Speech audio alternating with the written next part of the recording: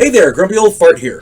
For those of you who don't know, I started Grumpy Old Fart to express my political and social opinions and to say things that I felt needed to be said.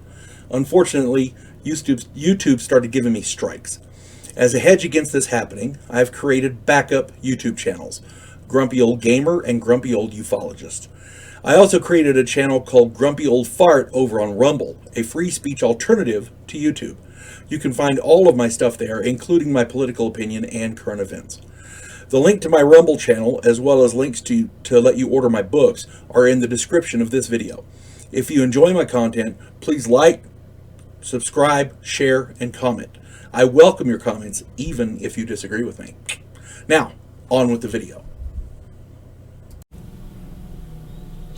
Hey there, Grumpy Old Fart here. I want to apologize in advance. I'm fighting a cold. I feel good except for the congestion and the cough. So if I break out, and my voice is scratchy, so if I break out into a cough or have to get something to drink in the middle of this, I apologize. Excuse me, just like that. Sorry. I'm doing an Outlaw Trails story called the Comanchero Raid. This is a continuation of Bill's game following the story Wrong House. The ranch was running well, but Earl came to me one day and explained, Earl's my foreman, he explained that while we had plenty of men to work the cattle, the sheer size of my ranch was making it difficult to keep up with the side chores. We had fencing that needed mending, the river and lake needed to be cleaned out, and there was a myriad of other jobs that the cowboys simply did not have time to tend to. Earl recommended hiring 6 or 8 more men. I was loath to put more men on the payroll because up to this point I had expended a shitload of money and I wasn't there had been no income yet, so I was kind of loath to do that.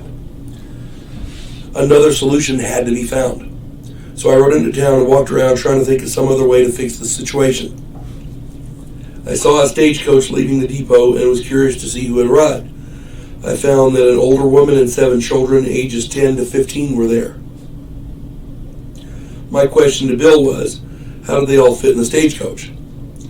I struck up a conversation with a woman. Her name was Agnes Moore, and she needed a place to house the orphans she was traveling with. I had an inspired idea. I told her that if her boys, 5 of them, would agree to do the menial chores as needed, I would allow them to stay at one of the old farmsteads. This would teach the boys usable skills and solve my issues around the ranch. The girls could learn to keep house, cook, and clean. She agreed. I bought a wagon and a team of horses at the livery stable and filled the wagon with supplies to outfit them for a month or so. I led them out to the biggest of the farmhouses and spent the day helping to get them set up. I then rode back to my house and explained the situation to Earl. I told him that he was to ride out to the orphanage once a week and let them know that the chores, which chores needed to be done and explain where it is and how to do it and blah, blah, blah, blah.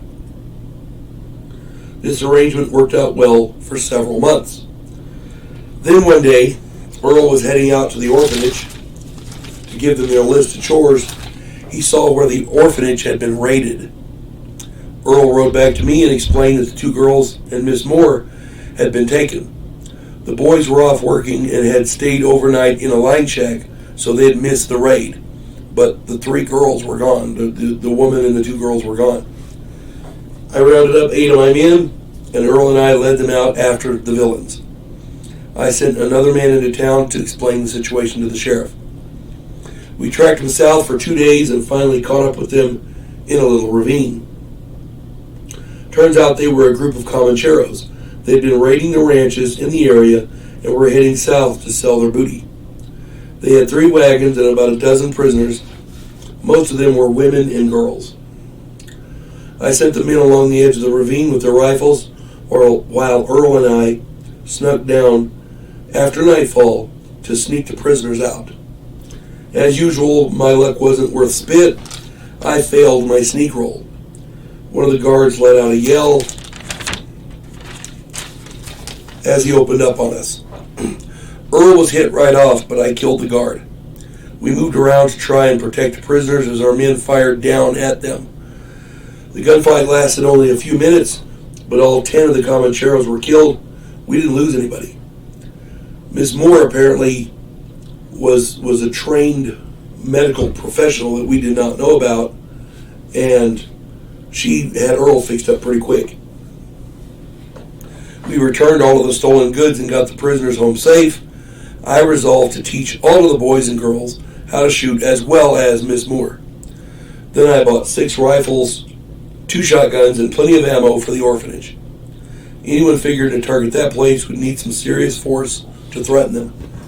You know, like the old saying goes, there ain't nothing funny about a woman with a gun. Well, guess what? Miss Moore turned out to be a pretty good shot. I've got 2 more stories to do. I'm going to do one this week and probably the last one next week. I hope you guys are enjoying this, because I'm enjoying relating them. You folks have a good day now. God bless one and all.